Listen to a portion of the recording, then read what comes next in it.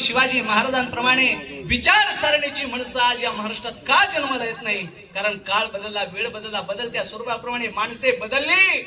आज आमच्या घराघरामध्ये राष्ट्रमाता मासाहेब जिजाऊ आहेत, पण आज आमच्या जिजाऊंना काय डोळे लागतात?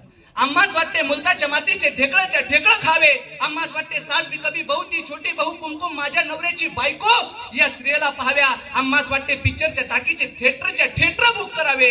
आमच्या उदरी छत्रपती शिवाजी महाराज, संभाजी महाराज, यसाची कंक बाजी प्रभू देशपांडे यांच्यासारखी नाही तर खबरीबाटी जन्माला आल्याशिवाय राहणार नाही. म्हणून हा इतिहास कशासाठी आहे? छत्रपती शिवाजी महाराजांचं चरित्र कशासाठी आहे? की आमच्या येणाऱ्या पिढ्यांना कळावं की एक राजा उत्तम जन्माला घालण्याकरिता त्याच्या मागे सगळ्यात मोलाचं सहकार्य कुणाचं जर असेल, सगळ्यात मोलाचा हात जर कुणाचा असेल तर ते राष्ट्रमाता मासाहेब जिजाऊ यांचा आहे.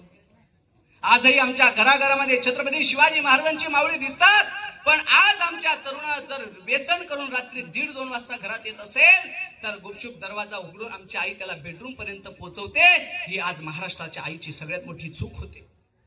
एकदाचा प्रसंग आहे, छत्रपती शिवाजी महाराज आणि राष्ट्रमाता मासाहेब जिजाऊ शहाजी राजांना भेटण्याकरिता गेले आणि शहाजी राजांना भेटण्याकरिता कर्नाटकात गेल्याच्या नंतर महाराज त्यांच्या मित्रांशी बाईंचा लावडीचा नाचण्याचा कार्यक्रम आहे म्हणून महाराज मित्राशी बाहेर पडले आणि रात्री उशिरा ज्यावेळेस महाराज पोहोचतात महलामध्ये, राष्ट्रमाता महासाहेब प्रश्न विचारतात, शिवबा कुठं होतात तुम्ही? आणि शिवबा राजांनी दिलेलं उत्तर आहे, आऊसाहेब बाई नाचते ना ते पाहण्याकरता मी गेलो होतो. रात्री 1:30-2च्या प्रहराला राष्ट्रमाता मासाहेब जिजाऊंनी शिवबांच्या कानाखाली वाजवले आणि आऊसाहेब म्हणतात, शिवबा या महाराष्ट्र राज्यामध्ये, शिवबा या भारत प्रांतामध्ये, शिवबा या पवित्र देशामध्ये बाई नाचते हे पाहण्यासाठी मी तुम्हाला घडवत नाही, तर बाईला वाचवण्यासाठी मी तुम्हाला घडवते. म्हणून छत्रपती शिवाजी महाराज तयार होणं हे सामान्य गोष्ट नव्हती. राष्ट्रमाता मासाहेबांनी याच्या मागे क्षणोक्षणी प्रत्येक वेळ आणि मिनिट खर्च केला फक्त छत्रपती शिवाजी महाराजांना धर्मशील राजा निर्माण करण्यासाठी. आज आमची आई आमच्या लेकरांवर काय संस्कार देते हे अत्यंत गरजेचं आहे, अत्यंत महत्वाचं आहे. आमच्या मुलाच्या खिशामध्ये जर व्यसनाचे काहीतरी विशेष सापडतात तर आई त्यास लपवते. जर तो दारू मदिरा पिऊन आला तर आई त्याला पाठीमोर करते आणि तोच पुढे जाऊन या महाराष्ट्राच्या मातीमध्ये नको त्या पद्धतीने चुकीच्या माणसांच्या सहवासात जाऊन मोठमोठ्या देशाच्या कारणे उद्ध्वस्त करण्याच्या समितीमध्ये सादर होतो. आज मला सांगताना मोठा स्वाभिमान होतोय, ज्या मोहित देशलेंनी एक परिवारातील एक सर्वसामान्य व्यक्ती की आपल्या समाजाविषयी, ज्या समाजात आपण जन्माला आलोय, ज्या राष्ट्रात आपण जन्माला आलोय, आपल्या जन्मभूमीविषयी आपलं काहीतरी कर्तव्य आहे हे जर त्यांच्या अंतःकरणामध्ये पवित्र वृत्ती निर्माण होऊन आज तिथीनुसार छत्रपती शिवाजी महाराजांची एवढी सुंदर आभूषण असणारी मूर्त तयार करून जर व्याख्यानांचं आयोजन प्रयोजन करून समाजासाठी काम करत असतील तर मी निश्चित स्वाभिमानाने सांगू शकेल. तसं मी पहिल्यांदाच त्या परिवाराला भेटलो, पण मी स्वाभिमानाने सांगू शकेल मोहित देशलेंना या विचारांना प्रेरित करण्याच्या पाठीमागे सगळ्यात महत्वाचा हात जर कुणाचा असेल तर ते त्यांच्या मातोश्रींना त्याचं श्रेय जातं, याच्यात तीळ मात्र शंका नाही. अहो कुंभारासारखा शिक्षक नाही रे जगात, वरून देतो रे धपाटे, खाली आधाराचा हात. तुम्ही आपण ज्या महाराष्ट्राच्या मातीमध्ये राहतो त्या मातीतला कुंभार कधीतरी निरीक्षण करून पहा. तो कुंभार ज्या वेळेस मडकी घडवतो, मडकी घडवत असताना त्याचा एक हात मडक्याच्या आतून असतो आणि दुसरा हात मडक्याच्या वरती असतो.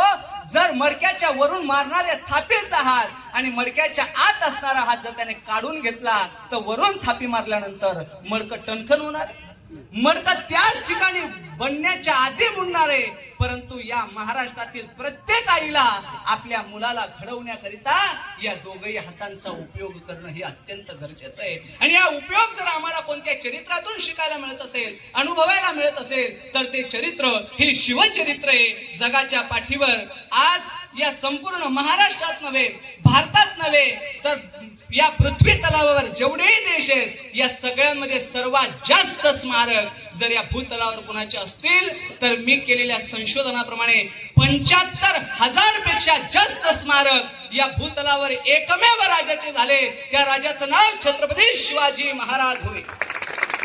आपणही जन्माला येतो, आपणही लहानाची मोठी होतो, आपणही कार्य करतो, परंतु ऐका किती वेळा जन्म यावे नित्य व्हावे फजित, आजा मेला पंजा मेला बाप मसना गेला, देखत देखत नातू पंतू तोही तैसा झाला. आम्ही जन्माला येतो, आम्ही लहानाची मोठी होतो, आम्ही आमची घरदार बनवतो, आम्ही आमच्या राष्ट्रासाठी कधी विचार करत नाही, आम्ही कधी समाजासाठी विचार करत नाही. जो देह आम्हाला मिळालाय हा देह कसा खर्ची पाडावा याचा विचार आम्ही करत नाही. माझी गाडी माझी माडी माझ्या बायकोची गोलगोल साडीपर्यंत सीमित असणारी तुम्ही आपण माणसं एक 4x10च्या फोटो फ्रेम मध्ये आणि एका बॅनर पर्यंत आपण सीमित राहतो. तुम्ही किती वर्ष आयुष्य जगलात हे महत्वाचं नाही, तुम्ही किती वर्ष आयुष्य जगलात हे महत्वाचं नाही, तुम्ही कसं आयुष्य जगलात हे महत्वाचं नाही. मिळालेल्या आयुष्यामध्ये तुम्ही समाजासाठी, या महाराष्ट्रासाठी, या पवित्र मातीसाठी तुमचं आयुष्य कसं खर्ची पाडलं हे अत्यंत महत्वाचं आहे.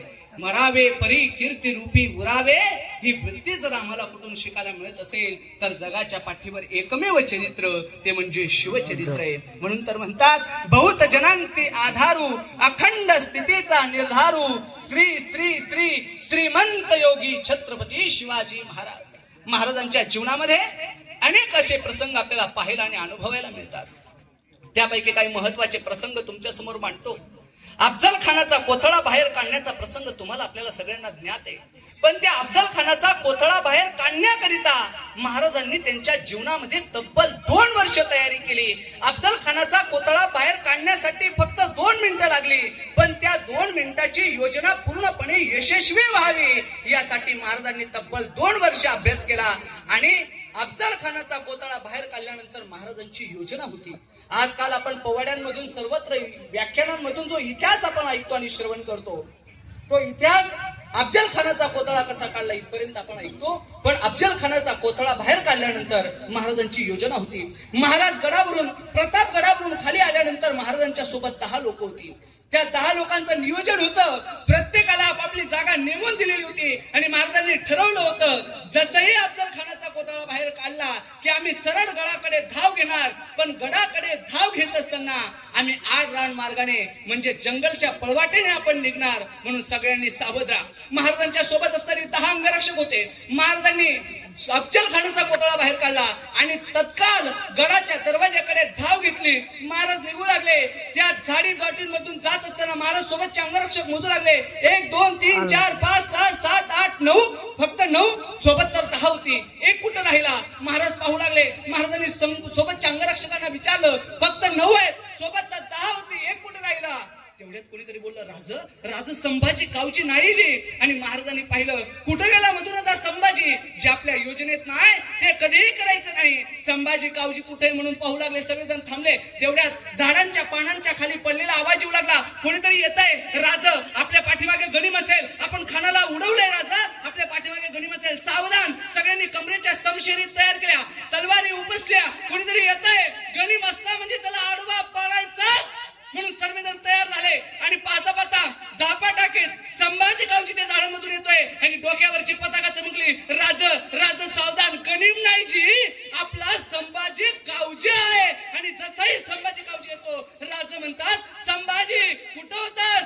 आणि संभाजी गावजीनं आपल्या हातात आणलेलं खानाचं मस्तक महाराजांच्या समोर केलं आणि सांगितलं राज तुम्ही या सैतानाचं वाघ नक घालून या सैतानाला फाडलं खरा, पण म्हटलं हा सैतान मरतो की नाही म्हणून माघारी गेलो आणि याचं मस्तकच छाटून आणलं. कैसी माणसे, अरे कशी माणसं तयार केलेली आहेत या राजानं. जगाच्या पाठीवर एकमेव चरित्र जे मृत्यूला घाबरत नाही तर मृत्यूला आपल्या पाठीवर घेऊन जे महाराजांच्या सोबत रात्रंदिवस धावतात ते संभाजी कावजी. आणि त्या संभाजी कावजींवर महाराजांनी प्रसन्न व्हावं तर महाराज त्याला म्हणतात संभाजी कावजी लक्षात घे, जे आपल्या योजनेत नाही ते कधी बी करायचं नाही. अरे वेड्या, त्या वाघ नखांना मी विष लावलेलं होतं, तो खान कसाही करून मरणारच होता, मग तू हे वेड धाडस केलं का. त्यावेळेस संभाजी कावजीला महाराज प्रेरित करतात आणि सांगतात जे आपल्या योजनेत नाही ते कधी करायचं नाही. एक वेळेस खान मेला नसता तरी चाललं असतं, पण स्वराज्याचा एकही मावळा खर्ची पडता कामा नये.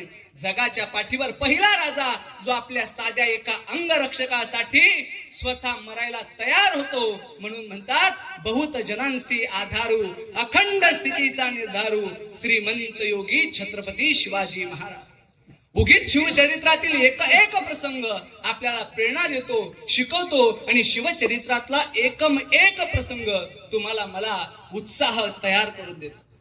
महाराजांच्या जीवनामध्ये अनेक असे प्रसंग आले.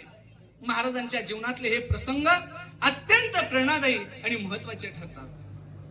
अहो, मुठभर मावळे घेऊन जो हजारो सैतानांना नडून गेला, मुठभर मावळे घेऊन जो हजारो सैतानांना नडून गेला, स्वर्गात गेल्यावरील ज्याला देवांनी झुकून मुजरा केला, असा एक मर्द मराठा शिवबा होऊन गेला. महाराजांच्या बाबतीत म्हणतात, काशी की कला जाती थी मथुरा में मस्जिद होती थी, काशी की कला जाती थी मथुरा में मस्जिद होती थी, अगर एक शिवाजी न होता तो सबकी सुन्नत होती थी, सबकी सुन्नत होती थी. एकीकडे आज ज्या छत्रपती शिवाजी महाराजांच्या विचाराने संबंध महाराष्ट्र प्रेरित होतो, त्या महाराजांच्या जीवनातील एकम एक प्रसंग हा अत्यंत मौल्यवान आणि महत्वाचा आहे. उणे पुरं 50 वर्षाचं महाराजांचं आयुष्य, पण या 50 वर्षाच्या आयुष्यात एकही प्रसंग असा नाही की महाराजांच्या जीवनामध्ये त्याचं नियोजन नाही. एकदाचा प्रसंग असा आहे, महाराजांना रात्रीच्या प्रहराला बातमी कळाली की रामशेज नावाचा किल्ला जिंकायचा आहे आणि त्या रामशेज किल्ल्यावर 30,000चं सैन्य, 30,000चा मुघल रामशेज किल्ल्यावर स्थित असताना सुद्धा महाराजांकडे मावळे आहेत तरी कुठे? उणे पुरे सरसेनापतींकडून 1500 मावळे घेतले आणि 1500 मावळे या नेताजींनी घेतल्याच्या नंतर त्या 1500 मावळ्यांचा तरी उपयोग करावा की नाही? कारण ज्या रामशेजला गाठायला जायचंय त्या रामशेजवर मुघल किती आहेत? 30,000चा. पण 30,000 मुघल रामशेजवर असल्यानंतर सोबत आहेत 1500 मावळे.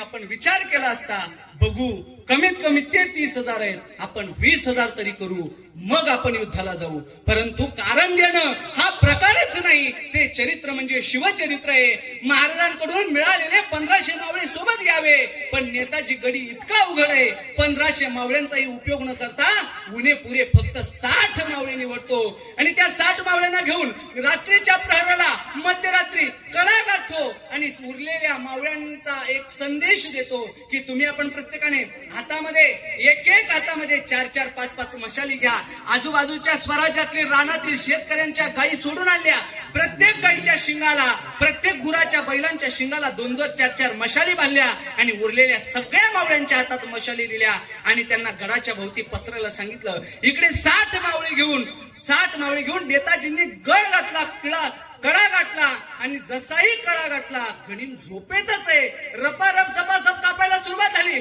गनिमाकडे भागदौड उडाली, इकडे तिकडे हल्ला कल्लोळ उडाला आणि सरळ किल्लेदाराच्या महला जाऊन छाताळावर पाय देऊन म्हणतो, चाब्या आण. त्या किल्लेदाराला सुचायचंच बंद झालं. किल्लेदार विचार करतोय की एवढा 30,000चा ताफा असताना सुद्धा मराठे किल्ल्यात येतात तरी कसे? मराठे कडा वर चढून गनिमाला संपवून किल्लेदाराच्या छातीवर उभा राहून म्हणतो, गडाच्या चाव्या दे. किल्लेदार विचार करतोय, 30,000 सैन्यामध्ये तुम्ही घेरले गेलेत, खबरदार तलवार खाली करा. परंतु त्याच किल्लेदाराला मावळे म्हणतात, जरा खाली पहा, 50,000 मावळे. खाली किती होते? 1500 मधून फक्त 60 गडी वर आले. उरलेले खाली मशाले घेऊन पसरलेले आहेत, पण गड किल्ले इतके उंच असायचे. रात्रीच्या प्रहराला किल्लेदाराने खिडकीमधून डोकावून पाहिलं खरं आणि त्याच्या अंगाला घाम सुटला. जरी वरती 30,000 आहेत, खाली 50,000चा घेराव आहे, आपलं वाचणं शक्य नाही. किल्लेदाराने सरळ चाव्या दिल्या. रक्ताचा एकही मावळा खर्ची न पडता 30,000 मुघलांना पळवून लावलं आणि सकाळी त्यांना कळालं की 1500च होत. कैसी योजना, कैसा राजा, कैसी योजना, कैसी युद्ध नीती. ऐसे होणे नाही, ऐसे पाहणे नाही. इतिहासातील राजांच्या लढायांच्या बाबतीत जर विचार केला तर सर्वाधिक जास्तच्या लढाया महाराजांच्या जीवनात या रात्रीच्याच होत्या. का रात्रीच्या लढाया होत्या? का रात्रीचं युद्ध होतं? यापैकी महाराजांच्या जास्तीत जास्त लढाया या अमावस्येच्या रात्रीला. कारण देणं हा प्रकारच नाही. इकडे एकीकडे मुहूर्त आहे का, अमावस्या आहे का, पौर्णिमा आहे का, मी घरामधून पडताना हा शर्ट घालणं योग्य आहे का? कोणत्या काळात जगताय आपण? कधी कधी आपल्या घरातला करता माणूस बाहेर पडतो, 4 पावलं जातो आणि पुन्हा माघारी येतो. मालकीण विचारतात, अहो आताच बाहेर पडले होते, नेमकं का माघारी आले? नाही महत्वाच्या कामाला चाललो होतो, पण मांजर आडवं गेलं. राहून त्या मांजराला प्रश्न पडत असेल की हे आडवं गेलं. शिवचरित्रामध्ये मांजर आडवं जाणं हा प्रकार जाऊच द्या, परंतु अमावस्या आहे का, मुहूर्त ठीक आहे का, या कोणत्याही प्रकारचा विचार न करता महाराजांच्या जीवनातल्या लढाया या रात्रीच्या का होत्या त्याचं कारण आहे, महाराजांकडे परंपरागत राजशाही नव्हती, महाराजांकडे वडिलोपांती राजशाही नव्हती. 18 पगड जातीतले मावळे महाराजांनी एकत्र केले होते. दऱ्या खोऱ्यातील मुलांना एकत्रित करावं, त्यांना संघटित करावं, त्यांना आपल्या स्वराज्यामध्ये सामील करावं आणि स्वराज्यासाठी खर्ची पाडावं. म्हणून महाराजांकडे मावळ्यांची कमतरता होती. अस्त्रशस्त्र नव्हते, तोफ गोळे नव्हते. म्हणून महाराजांची योजना होती की एवढ्या हजारो सैन्याबरोबर, एवढ्या मुघलांबरोबर दिवसा ढवळ्या सरळ सरळ लढणं हे शक्य नव्हतं. म्हणून रात्री छापेमारी करावी, शत्रूच्या कळसाचा मुकुट उडून आणण्याचं काम जी मावळे करत होते. म्हणून महाराजांच्या जीवनात सर्वात जास्त लढाया या जर कधी झाल्या असतील तर त्या रात्रीच्या समयाला झाला आणि विजयी पावल्या. स्वराज्यातील एक आणि एक मावळा हा आपल्या प्रत्येक खर्ची पाडण्यासाठी तत्पर आणि एकदम शाबील होता. महाराजांच्या जीवनात जे जे माणसं आली ती सामान्य नव्हती. एकदा बालपणीचा प्रसंग आहे. छत्रपती शिवाजी महाराज आपल्या शिवनेरी किल्ल्याच्या पायथ्याशी असणाऱ्या सर्व 18 पगड जातीतल्या मुलांना एकत्र केलेले आहे. महाराज विट्टी दांडू वगैरेचे खेळ खेळू लागले आणि ते खेळ खेळत असताना महाराजांना योजना आली. महाराज म्हणतात, सवंगड्यांनो, आता हे खेळ खेळण्याची वेळ आपली संपलेली आहे. आपल्या हातामध्ये तलवार आली पाहिजे, अस्त्र आलं पाहिजे, शस्त्र आलं पाहिजे, घोडस्वार जमले पाहिजे, दांडपट्टा चालवणं जमलं पाहिजे, आपल्याला गनिमाला कापता आलं पाहिजे. म्हणून आता आपल्याला हे खेळ संपवावे लागतील. पण नाईलाज होता, मुघलांचं साम्राज्य असल्यामुळे आपण हे प्रशिक्षण घेऊ शकत नाही. महाराजांनी जंगलामध्ये जावं, अस्त्रशस्त्राचा अभ्यास करावा, परंतु तो अस्त्रशस्त्राचा अभ्यास कुणाच्या दृष्टीत पडू नये आणि आपण जप्त होऊ नये म्हणून महाराजांनी झाडावर एका मुलाला उभं केलं होतं आणि त्या मुलाला सांगितलेलं, ज्या वेळेस या दिशेने कोणी येताना दिसेल तत्काळ मोराचा आवाज करून आम्हाला सावध करायचं. आमच्या हातामध्ये असणाऱ्या तलवारी, अस्त्रशस्त्र आम्ही लपू आणि पुन्हा विट्टी दांडूचा खेळ प्रारंभ करू, म्हणजे कुणाच्या ध्यानी येणार नाही. ठरलेल्या योजनेप्रमाणे महाराजांनी यावं, त्या जंगलामध्ये त्या मुलाने झाडावर चढावं, त्या अशा झाडावर चढावं की तिथून महाराजही दिसतील, त्यांचा खेळही दिसेल आणि एकीकडून येणारा मनुष्यही दिसेल. अशा उंच झाडावर त्या मुलाने बसावं. इकडे महाराजांचा खेळ रंगावा. विट्टू दांडीच्या नावाने आलेला खेळ, तलवारबाजी, कुस्तीबाजी, घोडस्वारी, दांडपट्टा चालवणं, एक एक मावळा सह्याद्रीतला महाराज कसून घेऊ लागले, तयारी करून घेऊ लागले. आणि अशातच एक उंच पोरा गोरा गुमटा मुलगा त्या दिशेने येताना दिसला आणि तो मुलगा याच दिशेने येतोय हे झाडावरच्या मुलाने पाहिलं आणि पाहिल्याबरोबर त्याने मोहराचा आवाज काढला. जसंही मोहराचा आवाज काढला, महाराज सावध झाले. त्यांनी आपल्या हातात त्या तलवारी, अस्त्रशस्त्र लपवले आणि पुन्हा विट्टी दांडूचा खेळ प्रारंभ केला. आणि प्रारंभ केल्यानंतर झाडावरचा गडी खाली उतरला आणि त्या मुलाला म्हणतो, कोण रे तू? मी म्हणलो, राज इकडे पोरासने घेऊन खेळायच नाही येतात. हो येतात. कुठेच राज? मला बी घ्या म्हणावं त्यांच्या खेळामध्ये. कुठला रे तू? काय नाव तुझं? म्या बहिर्जी. बहिर्जी? ठीक आहे, मी राजासने सांगावा देतो. थांब. त्या बहिर्जी नावाच्या मुलाला बाहेर उभं केलं. हा मध्ये गेला, राजांना मुद्रा केला आणि राजांना म्हणतो, राज कोणीतरी बहिर्जी नावाचा मुलगा आलाय, तुमच्या खेळामध्ये सामील व्हायचं म्हणतोय, तुम्हाला भेटायचं म्हणतोय. म्हणून तो बहिर्जी नावाचा मुलगाला घेऊन त्या ठिकाणी सवंगड्यांमध्ये आला आणि राजे त्याला विचारतात, कोण रे तू? राज मी बहिर्जी. काय करतो? काय राज? मी वेषांतर करतो, मी गारोडी होतो, मी खंडेरावाचा नवस पाडतो, मी वेषांतर करतो, वेगवेगळी सोंग घेतो. राजा म्हणले, बस अशाच गडींची आपल्याला गरज आहे, ये आमच्या खेळामध्ये. हो हो हो, सामील हो आमच्या खेळामध्ये. राजा होतो गड्या सामील तुमच्या खेळामध्ये, पण आधी बाबासने सांगतो आणि उद्यापासून तुमच्या खेळामध्ये सामील होतो. आणि बहिर्जी राजांना भेटून निघायला लागला. 2, 5, 6 पावलं पुढे गेला आणि काय त्याच्या डोक्यामध्ये युक्ती सुचली. हा बहिर्जी नावाचा मुलगा वापस आला आणि राजा म्हणतो, राजा माफ करा, परंतु एक सांगावं आहे. बोल, काय सांगावंय? राजा एक सांगावंय. राजा तुम्ही खेळ रंगात आणला होता, परंतु जो झाडावर मुलगा उभा केलाय ना, त्या मुलाला सांगा या दिवसात मोर ओरडत नाही.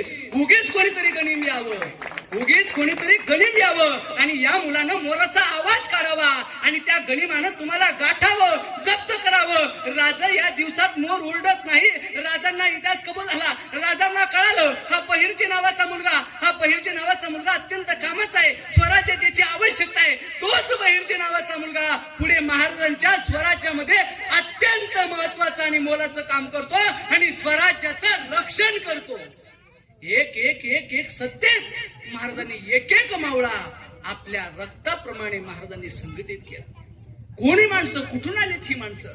महाराजांना मिळालेलं स्वातंत्र्य राज्य नव्हतं, कोणीतरी वडिलांपासून चालत आलेलं राज्य नव्हतं. याच महाराजांनी मुठभर पोरांना सोबत घेऊन रायरेश्वराचं मंदिर गाठलं आणि आता यांचं प्रशिक्षण पूर्ण झालं. रायरेश्वराचं मंदिर गाठलं आणि त्या रायरेश्वराच्या मंदिरामध्ये वयाच्या 14व्या वर्षी जगातला पहिला इतिहास आहे की महाराजांनी रक्ताच्या अभिषेकाने रायरेश्वरावर स्वराज्य स्थापनेची शपथ घेतली आणि या महाराष्ट्राला वयाच्या 16व्या वर्षी पहिला किल्ला जिंकून दिला. नाव दिलं तोरणा. ज्या शिवाई देवीच्या कृपेने, शिवनेरीच्या आशीर्वादाने सह्याद्रीच्या दरीखोरीमध्ये तयार झालेली 18 पगड जातीतली ही मुलं वयाच्या 16व्या वर्षी महाराष्ट्रासाठी एक किल्ला जिंकतात आणि त्या किल्ल्याला तोरणा नाव दिलं जातं. महाराष्ट्राला बांधलं गेलेलं तोरण होतं. एकीकडे आज 16 वर्षाची मुलं नेमकं करतात काय हे प्रश्नचिन्ह मोठं उभं राहिलं. तुला फिरवीन माझ्या गाडीवर म्हणणारी मुलं, मी तेरे लिए आसमान से चांद तारे तोड के लाऊंगा. आपल्या बापाची फिरवी. आपल्या घरातली लाईट फुटलेली आहे, ती लाईट बदलणे इतपत आपलं सामर्थ्य नाही. 16 वर्षाच्या मुलानं, महाराष्ट्र राज्यातल्या पोरांनं रोज व्यायाम केला पाहिजे, कसरत केली पाहिजे. आर्मी असेल, पोलीस असेल, या कार्यक्षेत्रांसाठी त्यांनी तयारी केली पाहिजे, संघर्ष केला पाहिजे. एमपीसी यूपीसीचा स्टडी केला पाहिजे. देशासाठी, राष्ट्रासाठी आम्ही काय समर्पण करू शकतो याचा विचार केला पाहिजे. आणि एकीकडे आमची 16 वर्षाची मुलं डीजेवर गाणे लावतात, 16वं वर्ष धोक्याचं आणि ठुमका लावतात. श्रीवल्ली असेल, नैना मदक बर्फी, ही सगळी वृत्ती ठराविक काळापर्यंत वेळेच्या अभावात निघून जाणारे आणि आमच्या मुलांचं आयुष्य उद्ध्वस्त होणार. फिल्म इंडस्ट्रीमध्ये खरा इतिहास लपवला जातो आणि खोटी चित्र आमच्या समोर प्रकट केली जातात. मुंबई आणि पुणे सारख्या शहरामध्ये मोठमोठ्या ठिकाणी पार्ट्या होतात. त्या पार्ट्यांमध्ये जो ड्रग सप्लाय केला जातो, त्या पार्ट्यांमध्ये जे व्यसनं आपल्या मुलांना लावले जातात, त्याच्या मागे एक स्वतंत्र योजना काम करते, त्याच्या मागे एक स्वतंत्र टीम काम करते की या देशातल्या श्रीमंत मुलांना कीड लावायची. लक्षपूर्वक हे काम तुमच्या समोर बोलणारा मनुष्य हाय, कोणीतरी अडाणी, कोणीतरी व्यक्ती तुमच्या समोर गेलेला आहे असा बिलकुलच गैरसमज करू नका. The mass communication of journalism is media management. एका पत्रकारितेच्या क्षेत्रामध्ये प्रेरित झालेला वक्ता आज तुमच्या समोर उभा आहे. जेही बोलतोय ते पुराव्यानिशी बोलतोय. मुंबईमध्ये गेल्या 2025 मध्ये 75 मुलांना पकडलं गेलं आणि त्या 75 मुलांचे संबंध विदेशातल्या लोकांबरोबर आहे की जे ड्रग सप्लाय करतात. पण मोठी शोकांतिकेची गोष्ट आहे, आमच्या देशातल्या श्रीमंत घराण्यातील मुलांना हे व्यसन लावण्यापाठीमागचं कारण एक आणि एकच आहे की या महाराष्ट्राला ज्या शूरवीरांचा इतिहास लाभलेला आहे, यांची श्रीमंती चुकीच्या गोष्टीत खर्च व्हावी, यांची श्रीमंती अधोगतीला नेणारी ठरावी आणि या महाराष्ट्रातील तरुण पोकळ व्हावा, इतकं षडयंत्र जर आज भारताला स्वातंत्र्य मिळून 75 वर्षानंतर सुद्धा ते षडयंत्र रचले जात असतील तर आम्हाला कुठेतरी छत्रपती शिवाजी महाराजांच्या विचारांनी प्रेरित होऊन पुन्हा सावध होण्याची आवश्यकता आहे, याच्यात तीळ मात्र शंका नाही. आमच्या येथील प्रत्येक तरुणांनी शिवचरित्र अभ्यासावं, छत्रपती शिवाजी महाराजांचा अभ्यास करावा आणि त्या चरित्राचं अनुकरण करून आपल्या जीवनामध्ये वाटचाल करावी, जेणेकरून महाराष्ट्राला एक चांगला तरुण मिळेल. पण 19 फेब्रुवारी आली, कपाळावर चंद्रकोर लावावी, कानामध्ये कुंडल घालावे, दाढी वाढवावी आणि डीजेवर नाचावं आणि गाणे म्हणावे, राजे तुम्ही पुन्हा जन्माला या. इथपर्यंत शिवजयंती साजरा करणं म्हणजे शिवजयंती नव्हे, शिवजयंती साजरा करणं छत्रपती शिवाजी महाराज डोक्यावर घेऊन नाचण्याचा विषय नाही. छत्रपती शिवाजी महाराज डोक्यावर घेऊन नाचण्याचा विषय नाही, त्यांचं चरित्र डोक्यात घालण्याचा विषय आहे, हे आपल्याला कळणं अत्यंत गरजेचं आहे. शिवचरित्रातील एक पैलू हा अत्यंत महत्वाचा ठरतो, परंतु आपण तो आपल्या जीवनामध्ये कधी अवलंबत नाही. महाराजांच्या जीवनामध्ये एक अत्यंत महत्वाचे पैलू आपल्याला पाहायला आणि अनुभवायला मिळतात. महाराजांचा राज्याभिषेक होऊ नये, महाराजांचा राज्याभिषेक होऊ नये याकरिता 1674 मध्ये फरमान निघालं. माझा वेळ संपुष्टात येतोय, त्यानुसार मी तुम्हाला प्रसंग मांडण्याचा आणि सांगण्याचा एक अनुभूती देईन.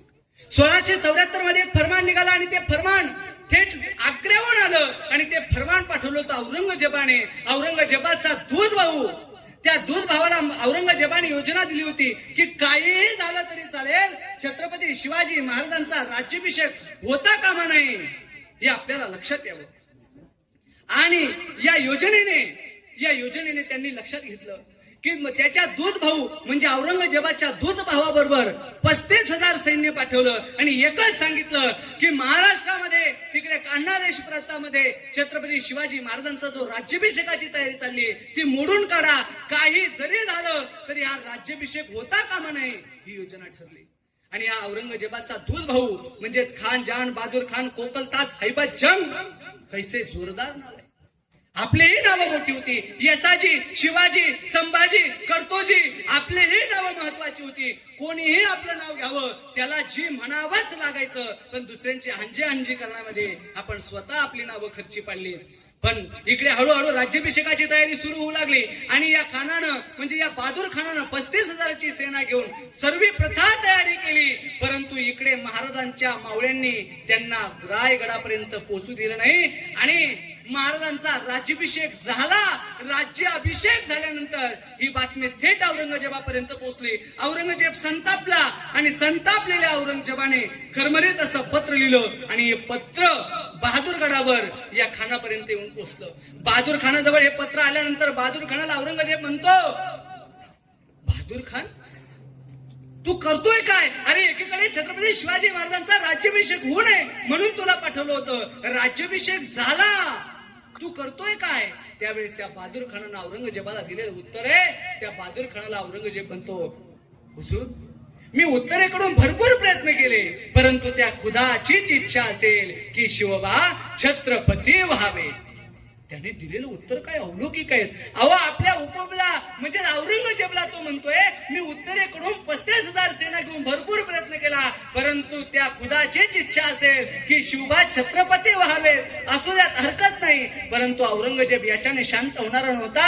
औरंगजेबाने पाठवलेला किमती ऐवज औरंगजेबाने पाठवलेले 35,000चं सैन्य त्या दूध भावाला ही जबाबदारी सोपवली. औरंगजेब संतापला परंतु त्या दूध भावाला म्हणजे त्या बहादूर खानाला हे चांगलं माहित होतं की या औरंगजेबाचा क्रोध शांत कसा करायचा. पैसा म्हटलं की औरंगजेब निम्मा खाली. या बहादूर खानानं एक पत्र लिहिलं आणि थेट आग्र्याला पाठवलं आणि त्या पत्रात मजकूर होता, हुजूर जे व्हायचं ते झालं, जे व्हायचं ते झालं. पण या बहादूर गडावर मी 1 कोटी सोन्याची नगद मोहरा जमा केलेली आणि 200 दक्षिणी घोडी आहेत. एवढा पावसाळा संपला की थेट आग्र्याला पाठवून देतो. जसंही औरंगजेबाला हे पत्र मिळालं औरंगजेब म्हणला भले पट्टे शाबास बस हरकत नाही यापुढे अशी चूक होता कामा नये. पण 1 कोटी नगद जी जमा केली ती 1 कोटी नगद आणि 200 दक्षिणी घोडी तत्काळ आग्र्याला पाठवून दे.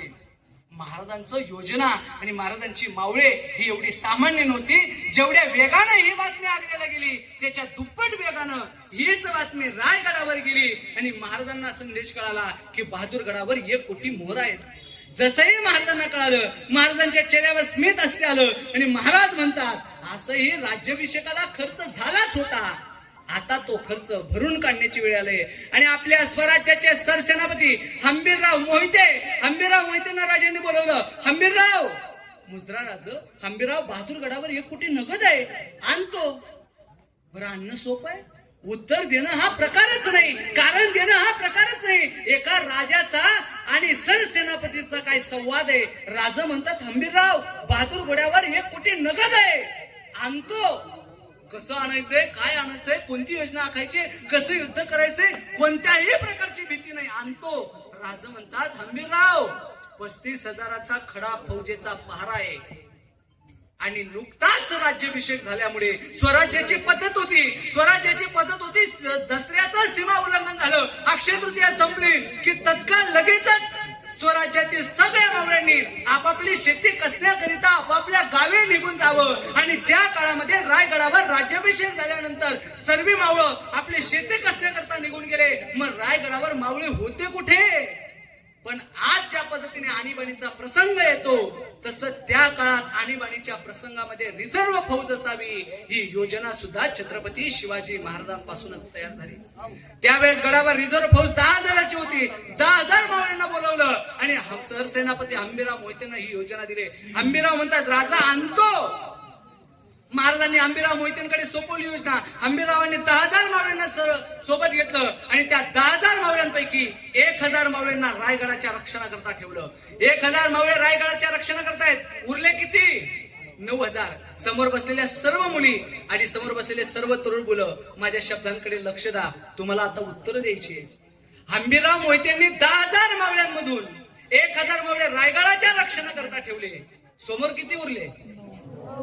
समोर 9,000 उरले. उरलेले 9,000 मावळ्यांच्या हंबीरराव मोहितेंनी पुन्हा 2 तुकडे केल्या. एक तुकडी केली 2,000ची. 2,000 तुकडींना घोडस्वारी करायला सांगितले. हातामध्ये तलवार घ्यायला सांगितलं. 2 लगाडे घ्यायला सांगितलं. 2,000 मावळ्यांना घेऊन हंबीरराव मोहिते रायगड सोडतात. रायगडवरून थेट पुण्यात येतात. पुणे, रांजणगाव, नगरवरून ते सरळ पाटस मार्गे बहादूरगडाकडे निघतात आणि बहादूरगडाच्या अलीकडे कुरकुंभ नावाचं गाव येतं. त्या कुरकुंभ नावाच्या गावापासून बहादूरगड फक्त एका झेपीचा. त्या कुरकुंभ नावाच्या गावाजवळ 2,000 मावळ्यांना घेऊन हंबीरराव मोहिते स्वराज्याचे सरसेनापती स्वतः कुरकुंभ मध्ये येऊन थांबतात आणि त्यांच्या सेनापतींना आदेश देतात. 9,000 मधून 2,000 मावळे हंबीरराव घेऊन आले. उरले किती? 7,000. 7,000 मावळ्यांना घेऊन पुन्हा एक तुकडी निघाली. रायगडावरून पाटस, रांजणगाव, नगर पर्यंत पोहोचले आणि अहमदनगरवरून जसेही ते बहादूरगडाकडे निघाले तर बहादूरगडाकडे निघत असताना त्यांची योजना होती. सगळ्यांनी सोबत घेतलेले ढोल नगाडे वाजवायला सुरुवात केली आणि घोषणा द्यायला सुरुवात केली. ढोल नगाडे पडवत बहादूरगडाकडे निघाले. आता पाटस पर्यंत पोहोचले आणि बहादूरगडावरच्या शिपायांचं लक्ष जाऊ लागलं. घोड्यांच्या टापांच्या 7,000 उडणारा धुळा दिसू लागला. इकडे ढोल नगाडे वाजू लागले. हर हर हर हर हर हर महादेवाची गर्जना करत, जय भवानी जय शिवानी करत, तत्तक धिंदीत करत महाराजांचे 7,000 मावळे बहादूरगडावर तुटून पडलेत आणि बहादूरगडावरच्या एका हिरानं हे पाहिलं आणि त्याच्या लक्षात आलं की बहादूरगडावर मावळे आक्रमण करतात की काय. आणि इकडे हा बहादूर खान म्हणजेच कोण? औरंगजेबाचा दूध भाऊ खान जहान बहादूर खान कोकलताज हैबत जंग हा हुजूर मोठे खजूर खात बसलेला होता. आणि जसाही हा तिथपर्यंत पोहोचल्याखेरीज मुद्रा करतो, हुजूर मराठे, हुजूर मराठे दिवसा, मराठे तर रात्रीचे येतात. या बहादूर खानाला चांगलं माहित होतं मराठे दिवसा येतच नाही. मराठे हे रात्रीच युद्ध करतात, दिवसा येत नाहीत. आणि त्याने पुन्हा उलगवून लावलं. पहा तोपर्यंत छत्रपती शिवाजी महाराजांचे मावळे 2 नगाडे बरोबर हर हर महादेवाची गर्जना करत, जय भवानी जय शिवाजी करत 2 नगाडे बरोबर बहादूरगडाच्या कानावर आता हर हर महादेवाची गर्जना पडली आणि हा बहादूर खान ठणकावून उठला आणि बहादूर खान म्हणाला, ज्या आरती मावळे दिवसा आलेत, ज्या आरती हे मराठे दिवसा आलेत, त्या आरती काही साधे सुधे आले नसतील. बहादूरगडावर 35,000 फौजेचा वेळा आहे हे माहीत असताना सुद्धा जर मराठे दिवसा येत आहेत तर किमान 50,000 तरी असतील. या बहादूर खानानं डोकं लढवलं. याने सांगितलं, सावधान, हुशार, गडावर कोणी थांबायचं नाही. 35च्या 35,000 फौज सोबत घेतली. 35च्या 35,000 फौज सोबत घेतली आणि आदेश केला की या मराठ्यांना गड उतरायचं, कापायचं, धरायचं, या मराठ्यांना सोडायचं नाही. रायगडावर राज्याभिषेक आपल्याला अडवता आला नाही, परंतु आता आलेले मराठे यांना सोडायचं नाही. 35च्या 35,000 सेना रायगडावरून त्या बहादूरगडावरून खाली उतरली आणि रायगडावरून आलेले 7,000 मावळे धावाधावाने येत आहेत. बहादूरगडावरून निघालेले 35,000 गणिम बाहेर आले. टाक टाक धिन धिन यलगार हो, आक्रमण हो. आता मराठ्यांना कापायचं. दोघंही सैन्य समोर आले. इकडून जय भवानी जय शिवाजी करत समोर येत आहेत, इकडून मुघल येत आहेत. टाक टाक धिन धिन दोघं सैन्याच्या तलवारी उपसल्या. आता घनघोर युद्ध होणार, रक्ताचे पाठ माजणार. एवढ्यात समोर आले. आता अस्त्र-शस्त्र चालणार आणि मराठ्यांनी पुन्हा रिवर्स गेट टाकला. भागो. मराठे पुढं मुघल मागे, मराठे पुढं मुघल मागे. 10 मैल झाले, 5 मैल झाले, 15 मैल झालं. मराठे मागे वळून बघेच ना. आणि मग बहादूर खान म्हणतो, रुक जाओ. आता मात्र मराठे येत नाही. मला वाटलं 50,000 असतील, हे 60,000 निघाले. आपल्या 50,000 गनिमांना बघूनच पळून गेले. आता मात्र मराठे वापस येत नाही. म्हणून पुन्हा सैन्य वापस फिरवलं. जीतम. आणि पुन्हा हा बहादूर खान बहादूरगडाकडे निघाला. 2 मैल झालं, 5 मैल झालं, 10 मैल झालं. आता पुढच्या सैनिकांनी बहादूरगडाचा दरवाजा उघडला आणि सर्व सैन्य आज जाणार. तेवढ्यात मागून एक होर ओढरला, हुजूर अब क्या हुआ? हुजूर मराठे, हुजूर फिर आ गए. अशी कुठं लढाई असते का? आता मात्र या मराठ्यांना सोडायचं नाही. आता कापायचं, यांना तोडायचं, यांना मारायचं, रक्ताचे पाठ व्हायचे. पुन्हा 35,000 गणे मागे फिरलं. जशी आपली घोषणा होती हर हर महादेव, जय भवानी, जय शिवाजी, तसं त्या मुघलांची घोषणा होती ताक ताक दिन दिन, यलगार हो, आक्रमण हो. तिकडून हे तावातावाने, इकडून हे तावातावाने, दोघे आमने सामने तलवारी उपसल्या. आता गणगौर युद्ध होणार. पुन्हा मराठ्यांनी दिवसगेर टाकला भागो. आता मात्र बहादूर खानाला सुचायचं बंद झालं. मराठी पुढं मुघल मागे, मराठी पुढं मुघल मागे. 10 मैल झाले, 20 मैल झाले, कुरकुम सोडलं, पाटण सोडलं. आता नगरकडे निघाले. 35 मैल अंतर गाठलं. आता बहादूर खानाचं हेर म्हणतो हुजूर अब नहीं आएंगे. ठीक आहे. पुन्हा थांबले. जीतम जीतम जीतम. पुन्हा दुसऱ्यांदा वापस निघाले. 10 मैल झालं, 20 मैल झालं, 25 मैल झालं, कुरकुम पर्यंत आलं. आता त्यांना बहादूरगडाच्या दरवाजापर्यंत बहादूर खानाला पोचू द्यायचं नव्हतं, म्हणून कुरकुम पर्यंत आले. आणि पुन्हा इकडून दुरळा उठला. हर हर घोषणा द्या. हर हर हर हर महादेवाची गर्जना करत, जय भवानी, जय शिवाजी करत आता पुन्हा 7,000 मावळे 2 नगाडे पर्वत तावातावाने निघाले. आणि कुरकुम पर्यंत आलेल्या गनिमाला पुन्हा आवाज आला. आणि पुन्हा हुजूर क्या हुआ हुजूर, मराठे फिर आ गए. आता मात्र खानाचं डोकं फिरलं. खानाने त्या चैतन्यांना जवळ केलं आणि सांगितलं सावधान, बडे गद्दार हे मराठे बडे चालाक आहे, मराठे बडे तकदीर आहे. यांच्या पोटात नसलं तरी झुंज देत राहतात, पोटात नसलं तरी पाठीचे कणे ताट ठेवतात, मरतात, वागतात. परंतु रणघोष करून रक्ताचे पाठ होऊन दादा तीर्थी पडतील, परंतु आपल्या समोर मान झुकवणार नाहीत. आता मात्र या मराठ्यांना सोडायचं नाही. जातील तिथपर्यंत मागोवा घ्यायचा, जातील तिथपर्यंत धावायचं, कापायचं, संपवायचं. आता मात्र थांबवायचं नाही, नाही तर आपल्याला दिवसभर पळवत ठेवतील. बहादूर खानाच्या पक्क्या डोक्यात बसलं. आता यांना सोडायचं नाही. 35,000 मुघल मागे वळाले. टाक टाक दिन दिन, यलगार हो, आक्रमण. आणि तावातावाने मुघल निघाले. आणि समोर इकडून 7,000 मावळे निघाले. अस्त्रशस्त्र घेतली, तलवारबाजी उपसले. आता गणोवर युद्ध पेटणार. बहादूरगड 4 मैल अंतरावर सोडलेला आहे. कुरकुम आणि पाटणच्या मध्ये दोघही सैन्य समोर आलेले. आता रक्ताचे पाठ वाहणार. आणि गनिमाच्या मानेसमोर तलवार फिरून पुन्हा मराठ्यांनी दिवसगेर टाकला भागो. मराठी पुढं मुघल मागे, मराठी पुढं मुघल मागे. कुरकुम सोडलं, पाटस सोडलं, नगर पर्यंत. मराठी नगर मध्ये, गनिम पाटस मध्ये. जसंही मराठ्यांनी त्या ठिकाणी गनिम सोडलं, नगर सोडल्यानंतर सरळ रांजणगाव मार्गे रांजणगाव पर्यंत मावळे पोहोचले. गनिम मागेच रांजणगावामध्ये गनिम येऊन पोहोचलं. आणि त्याचा सरसेनापती बहादूर खानाचा समोर येतो आणि म्हणतो हुजूर आपण पार नगर पर्यंत आलोय. आता मात्र गनिम, आता मात्र मावळे येत नाही. बहादूर खान त्याला म्हणतो तू गप बस, आता तू काही बोलूच नको. आता व्हायचं ते होऊ दे. हे जातील तिथपर्यंत जायचं, जातील तिथपर्यंत पकडायचं. आता धरायचं, कापायचं, उडवायचं. आता मराठ्यांना सोडायचंच नाही. आणि मराठ्यांची योजना होती की यांना पळवून लावायचं. पाहता पाहता पाहता पाहता गनिम पार पोहोचलं. रांजणगाव करून पुण्यामध्ये जसाही प्रवेश केला. काही मराठे चाकणच्या घाटात, काही मराठे सासवडच्या घाटात, काही मराठे सिंहगडच्या घाटात. 7,000 मावळे पक्षाप्रमाणे गायब झाले. गनिम 35,000ची सेना घेऊन पुण्यामध्ये पोहोचला खरा. कहा गए मराठे, यही तो थे ढूंढो. 35,000 गनिम मराठ्यांना शोधते. पण त्या बहादूर खानाला काय माहिती, सह्याद्रीच्या दऱ्याखोऱ्यात फक्त 3च लोक प्रवेश करू शकतात. एक म्हणजे वारा, दुसरा म्हणजे वाघ आणि तिसरा म्हणजे छत्रपती शिवाजी महाराजांचा मावळा. चौथ्याचं काम नाही जी, चौथ्याचं काम नाही. 35,000 सेना फिरते. आणि या 35,000 सेनेने आता मात्र ठरवलं की आता आपल्याला हे मराठे सापडत नाही. गेले, पळाले, निघाले मराठे. म्हणून जीतम जीतम जीतम विजय करत आता हे निघाले. आणि पुन्हा 35,000 गनिमाला घेऊन ज्या वेळेस हे मावळे पुन्हा बहादूरगडाकडे हे गनिम निघालं, त्यावेळेस बहादूरगडाजवळ जे कुरकुंब नावाचं गाव आहे, तिथे 2,000 मावळ्यांना घेऊन स्वराज्याचे सरसेनापती हंबीरराव मोहिते बसले.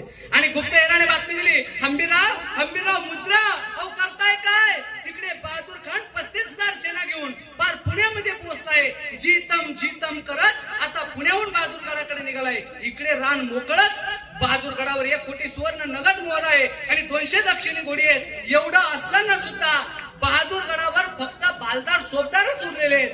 गेलेत सगळे पुण्यापर्यंत मराठ्यांचा पिछा करत. 7,000 मावळे सह्याद्रीमध्ये जे गायब झाले ते पुन्हा दिसले नाही आणि इकडे 35,000 सैन्य पुन्हा बहादूरगडाकडे निघालं आणि उरलेले 2,000 मावळे हंबीरराव मोहितेंनी सोबत घेतले आणि 2,000 मावळ्यांना घेऊन हर हर महादेव जय भवानी जय शिवाजीच्या गर्जना करत बहादूरगड गाठला आणि गडावर असणारे बालदार चोपदारांना पार थापटून सजवलं आणि 1 कोटी सुवर्ण मोहरा 200 दक्षिणी घोडींवर लादल्या आणि गडावर असणारं सगळं किमती ऐवाज त्या घोड्यांवर लादलं.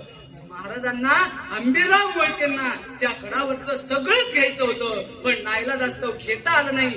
200 दक्षिणी घोडी 1 कोटी सुवर्ण मोहरा उडवल्या आणि पुन्हा पाटस कुकुम करत नगर मार्गे 2,000 मावळे हा खजिना घेऊन पार रायगडाकडे निघाले आणि इकडे नगर पर्यंत आलेला बहादूर खान 35,000ची सेना घेऊन जीतम जीतम जसं जसं बहादूरगडाच्या जवळ येतोय पाटस पर्यंत आला.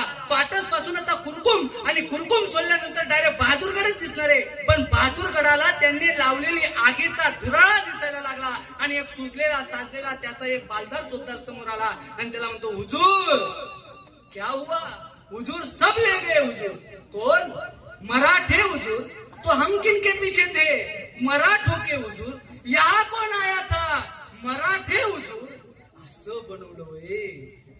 त्या बहादूर खानाचं सूचनाच बंद झालं. म्हणजे इकडे 7,000 मावळ्यांनी 35,000 गनिमांना पर्वत पार पुण्यापर्यंत नेलं आणि कुरकुम मध्ये लपून राहिलेल्या 2,000 मावळ्यांनी 1 कोटी सोन्याच्या मोहरा आणि 200 दक्षिणी गुढी आणि किमती दैवात उडवला. काय योजना होती महाराजांची?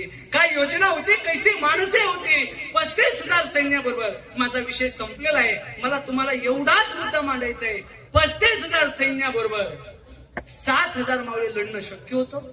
शक्य नव्हतं. पण एकही स्वराज्यातील मावळ्याचा रक्ताचा एक थेंबही खर्च न पाडता सरसेनापती हंबीरराव मोहितेंनी 2,000 मावळ्यांनी पूर्ण धन लुटलं आणि 7,000 मावळ्यांनी फक्त गनिमाला पळवत ठेवलं. म्हणून ते स्वराज्याचे सरसेनापती म्हणून नेमणूक होती. महाराजांच्या जीवनात प्रत्येक घटनेची योजना होती. तंतोतंत होतं. 1674 नंतर महाराजांनी एक पत्र लिहिलं होतं. त्या पत्रामध्ये असा उल्लेख होता की शेतकऱ्यांसाठी अधिकारी आहेत, अधिकाऱ्यांसाठी शेतकरी नाही. आणि मे महिन्यामध्ये पुण्यामधील दळवटणीमधील चिपळूण नावाच्या गावामध्ये महाराजांच्या सैन्याचा तह पडलेला होता आणि सैन्याला लागणारा सगळा अन्नधान्याचा कोठा महाराजांनी त्या ठिकाणी एकत्र केलेला होता. परंतु अन्नधान्याचा कोठा संपू लागला आणि महाराजांचं सैन्य शेतकऱ्यांचं अन्नधान्य वापरू लागलं. महाराजांना हा निरोप गेला आणि महाराजांनी पत्र लिहिलं, तुम्ही अधिकारी शेतकऱ्यांसाठी आहात. तुम्ही अधिकारी शेतकऱ्यांसाठी आहेत. शेतकरी तुम्ही अधिकाऱ्यांसाठी नाही. तुम्ही अधिकारी याचा अर्थ असा नाही की तुम्ही शेतकऱ्यांना नाडावं पिळावं मनमानी करावी. खबरदार, शेतकऱ्याच्या मिरचीच्या देठालाही हात लावाल तर तुमचे हात कलम केले जातील असं आपल्या स्वराज्यातील अधिकाऱ्यांना ठणकावून सांगणारा जगातला पहिला राजा म्हणजे छत्रपती शिवाजी महाराज होते. या राजाची चरित्र आम्ही जेव्हा जेव्हा अभ्यासतो तेव्हा तेव्हा आमच्या लक्षात येतं की महाराजांच्या स्वराज्यामध्ये एकही शेतकऱ्याने आत्महत्या केलेली दिसत नाही. त्याच्या पाठीमागचं एकमेव कारण होतं की महाराज स्वराज्यातील शेतकरीची रयतेची तेवढी काळजी घेत होते. माझा शेवटचा मुद्दा तुमच्या समोर येतो की स्वराज्यातील एक 10-12 वर्षाचा मुलगा आपल्या बापाबरोबर शेतीमध्ये काम करतोय आणि 4 शस्त्रसज्ज घोडेस्वार त्या शेतीच्या बांधावरून जाऊ पाहत आहेत आणि बांधावरून जाऊ पाहत असताना त्या 4 शस्त्रसज्ज घोडेस्वारांना 10-12 वर्षाचा मुलगा हातातला विळा घेतो आणि त्यांना सांगतो, सावधान, खबरदार, जर टाच मारून झालं पुढे चिंदड्या उडवीन राही एवढ्या. किती वर्षाचा पोरगा आहे? स्वराज्यातील 10-12 वर्षाचा पोरगा. पण मला सांगताना स्वाभिमान वाटतोय, तो 10-12 वर्षाचा मुलगा त्या स्वराज्यातला होता. ते छत्रपती शिवाजी महाराज आणि त्यांच्याबरोबर असणारे 4 अंगरक्षक, त्या घोड्यांवर दुसरं तिसरं कोणी नसून स्वतः स्वराज्याचे जनक छत्रपती शिवाजी महाराज होते. महाराज खाली उतरतात आणि त्या मुलाच्या अंगावरून हात फिरवतात. महाराजांना स्वाभिमान वाटतो की स्वराज्यातला 10-12 वर्षाचा मुलगा आपल्या राज्यामधून 4 शस्त्रसज्ज घोडेस्वार जात आहेत, हे गणिम असले पाहिजेत की काय. म्हणून तो म्हणतो, खबरदार, जर टाच मारून झालं पुढे चिंदड्या उडवीन राही एवढ्या. बस, आता या स्वराज्यामध्ये कोणत्याही प्रकारची भीती नाही. म्हणून महाराज मोठा श्वास घेतात आणि ज्या महाराजांचा राज्याभिषेक ज्या रायगडावर झाला त्या रायगडाचं निर्माण ज्यांनी केलं त्यांचा एक प्रश्न आणि एक उत्तराचा विजय महाराजांचा येतो. रायगड तयार झाल्यानंतर महाराज विचारतात, अहो एवढा सुंदर रायगड तयार केलाय तुम्ही, मागा काय पाहिजे ते मागा, हिरे मागा, माणिक मागा, मोती मागा. त्या काळातले सर्वोत्कृष्ट इंजिनियर, त्या काळातले सर्वोत्कृष्ट इंजिनिअरिंगचा नमुना जर काही असेल तर तो रायगड आहे. आणि रायगडावर महाराज त्यांना म्हणतात की मागा इंदोरकर, काय मागायचं ते मागा. त्या इंदोरकरांनी जेवढा सुंदर रायगड बनवला, महाराजांकडे मागून काय मागितलं हो. इंदोरकर म्हणतात, राज जर तुम्हाला मला द्यायचंच आहे ना तर एकच द्या, एवढा दगड या रायगडाच्या सिद्धेश्वराच्या पायरीला लावू द्या. अहो तुम्हाला हिरे मागा, माणिक मागा, मोती मागा, हा दगड का. तर त्यांनी दिलेलं उत्तर आहे, या दगडावर फक्त माझं नाव कोरलंय. ज्या ज्या वेळेस तुम्ही रायगडावर येणार, तुम्ही महादेवाचं दर्शन घेणार आणि जेव्हा जेव्हा दर्शनासाठी येणार, तुमच्या पायाला लागलेली स्वराज्याची धूळ, त्या धुळेने माझा अभिषेक होईल. स्वराज्यासाठी खर्ची पाडणारे हे हिरोजी इंदोरकर त्या दगडावर येतात की सेवेसी तत्पर हिरोजी इंदोरकर. एकीकडे आम्ही छोटी मोठी 2-5 कामं करतो आणि मोठ्या मोठ्या अपेक्षा ठेवतो, पण स्वराज्यासाठी रक्त सांडणारी ही माणसं. मुलाचा लग्नाचं आमंत्रण घेऊन आलेला रणवीर तानाजी मालुसरे विसरून चालणार नाही हो. महाराजांना म्हणतात, म्या जाईल, म्या गडी माखेल, मी गड मिळवेल. मुलाच्या लग्नाची सुपारी महाराजांकडे घेऊन आलेला सरसेनापती तानाजी मालुसरे सारखा मावळा मुलाचं आमंत्रण पत्रिका गडावर ठेवतो आणि मावळ्यांना घेऊन युद्धासाठी गडा गाठतो आणि हात कापला गेला तरी लढत राहतो, पण गड मिळवतो. शेवटी उद्गार या महाराष्ट्राच्या मातीमध्ये बाहेर पडलं, गड आला पण सिंह गेला. अशी एक एक माणसं या स्वराज्यासाठी खर्ची झाली. अशा स्वराज्यातील सगळ्या या रणवीरांना, सगळ्या या मावळ्यांना त्रिवार असा मानाचा मुजरा करतो आणि छत्रपती शिवाजी महाराजांच्या तिथीनुसार असणाऱ्या या उत्सवाला मी माझ्या शब्दांना पूर्णविराम देतो. जय भवानी, जय श्रीराम.